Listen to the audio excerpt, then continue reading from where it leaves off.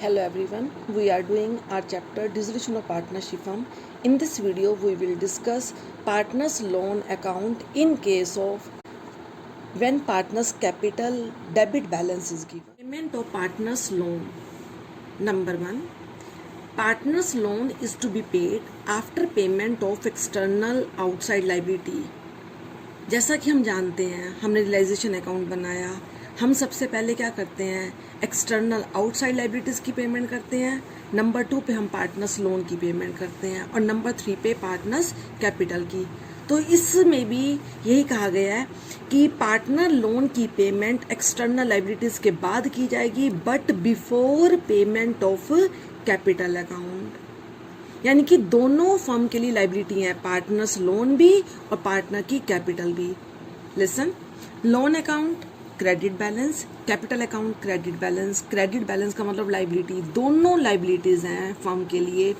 तो फर्म इनको किस सीक्वेंस में पे करेगी? पहले पार्टनर्स लोन की पेमेंट करेगी, नंबर 2 पे पार्टनर्स कैपिटल की।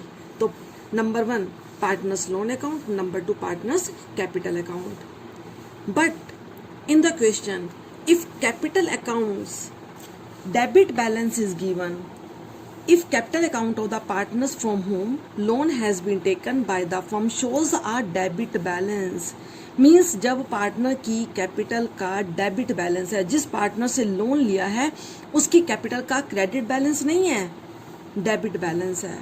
तो इस सिचुएशन में नंबर 1 देखो, loan account credit balance, capital account debit balance. Then his loan account will be transferred to the credit of his capital to the extent of debit balance of capital. Means firm ये credit balance को उसकी capital में transfer कर देगी। इसका मतलब क्या है कि फर्म ने ये अमाउंट पार्टनर को रीपे करना है और ये अमाउंट रिसीव करना है। तो देखो, इसको एग्जांपल से हम ज़्यादा अच्छे से क्लियर कर देंगे। Number 1 case, loan from Manoj ₹1 lakh, Manoj capital ₹40,000। तो देखो, लोन एंड कैपिटल दोनों फर्म की लाइबिलिटी हैं, दोनों अमाउंट फर्म ने पे करनी है। 1 लाख रुपीज़ मनोज के लोन के पे करने हैं और 40,000 कैपिटल के पे करने हैं। तो इस सिचुएशन में पहले लोन अकाउंट की पेमेंट होगी, उसके बाद कैपिटल अकाउंट की पेमेंट होगी। तो हमारी पेमेंट की लोन को पे करने की क्या एंट्री बनेगी? Manoj loan account debit to bank, क्योंकि ये क्रेडिट बैलेंस होता है, इसको पे करेंगे, इसको क्लोज करेंगे तो डेबिट कर देंगे और कैपिटल की हम अलग से पेमेंट करेंगे। लेकिन नंबर 2 में loan from Manoj ₹1 lakh, Manoj capital ₹70,000 debit balance. इस केस में हमें मनोज की कैपिटल का डेबिट बैलेंस गिवन है। अगर इसको हम सिंपल लैंग्वेज में कंक्लूड करें तो इसका मतलब है कि फर्म ने 1 लाख रुपीज़ तो मनोज के देने हैं क्योंकि लोन लिया हुआ है और मनोज की कैपिटल का डेबिट बैलेंस है। इसका मतलब फर्म ने लेने हैं। डेबिट बैलेंस फर्म की क्या होती हैं? एसेट्स होती हैं। तो 1 लाख फर्म ने देने हैं और 70,000 मनोज से लेने हैं। तो एक ही पर्सन को लेना भी है, देना भी है, तो हम एडजस्ट कर देंगे। तो देखो, जितना डेबिट बैलेंस है उतना लोन अकाउंट कैपिटल की क्रेडिट में ट्रांसफ़र हो जाएगा। यानी कि फॉर एग्जांपल, अगर मैंने किसी के 1 लाख देने हैं, उससे 70 लेने हैं, तो क्या करेंगे? कट कर लेंगे। 1 लाख माइनस 70, मैंने 1 लाख उसको देनी है, 70 लेनी है, तो 1 में से 70 कट हुआ, बाकी रिमेनिंग अमाउंट कितना बचेगा? 30,000, उसकी पेमेंट कर देंगे।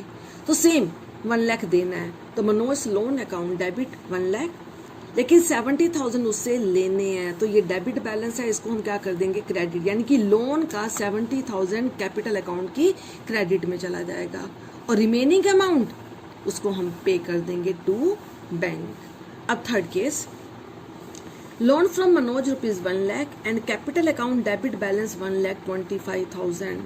देखो, इसमें कैपिटल डेबिट अमाउंट बड़ा है, लोन का स्मॉल अमाउंट है।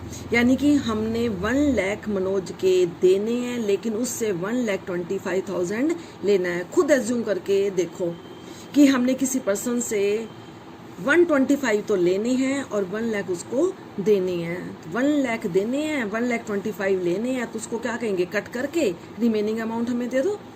तो अब लोन अकाउंट 1 लाख है, ये क्रेडिट बैलेंस होता है, इसको क्या करेंगे डेबिट, और कैपिटल का क्या है डेबिट बैलेंस है, तो इसको क्लोज करने के लिए हम क्या करेंगे क्रेडिट, यानी कि उससे 1,25,000 लेने हैं तो 1 लाख तो लोन के एडजस्ट हो जाएंगे और रिमेनिंग 25,000 हम मनोज से कैश रिसीव करेंगे। तो इस प्रकार हमारा ये accounting treatment of loan in case of debit balance of capital account.